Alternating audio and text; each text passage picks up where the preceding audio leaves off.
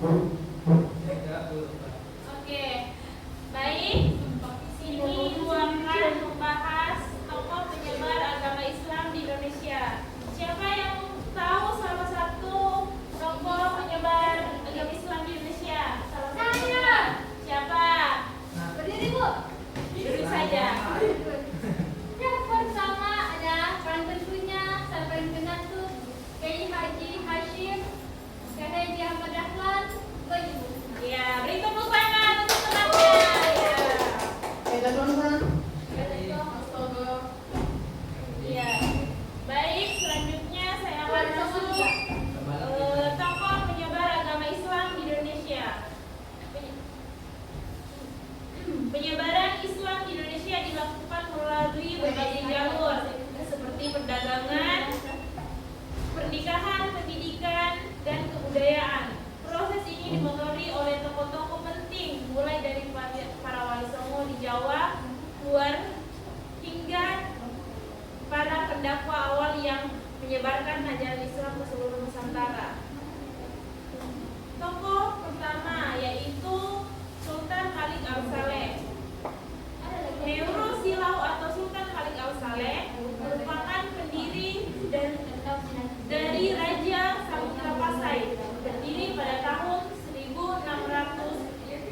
1267 Masehi. Sultan Malik berkuasa selama 29 tahun dan digantikan oleh anaknya Sultan Muhammad Malik Al-Zahir. Sultan Malik Al-Zahir dan Malik Al-Saleh merupakan tokoh penyebar Islam di Nusantara dan Asia Tenggara. Yang selanjutnya itu Sultan Ahmad. Beliau merupakan Sultan Samudra Pasai yang ketiga, bergelar Sultan Malik Al-Zahir II pada masa pemerintahannya.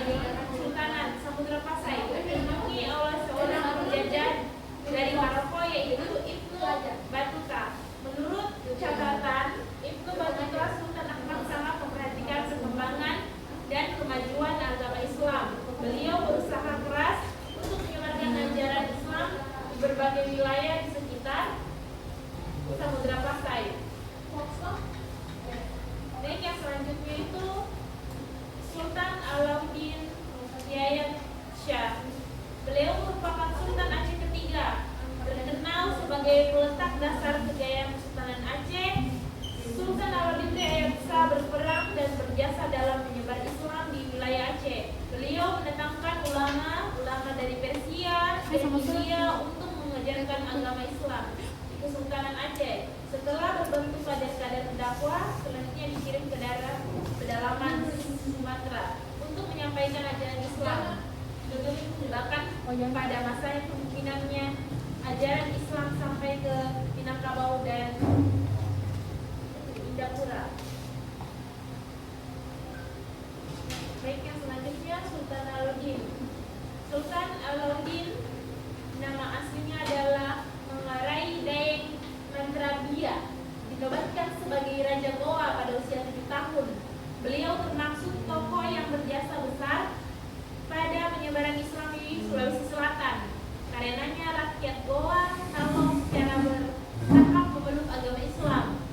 Penyebaran agama Islam pada masa pemerintahan Sultan Alauddin mencapai daerah Buton dan Dompu, Sumbawa, termasuk berhasil mengislamkan kerajaan Sopeng, Wajo, dan Bone. Penyebaran agama Islam di Goa juga atas perjuangan dakwah dan datuk RI Randang Abdul Mahmud Fatih Munsol, seorang ulama dari Minangkabau.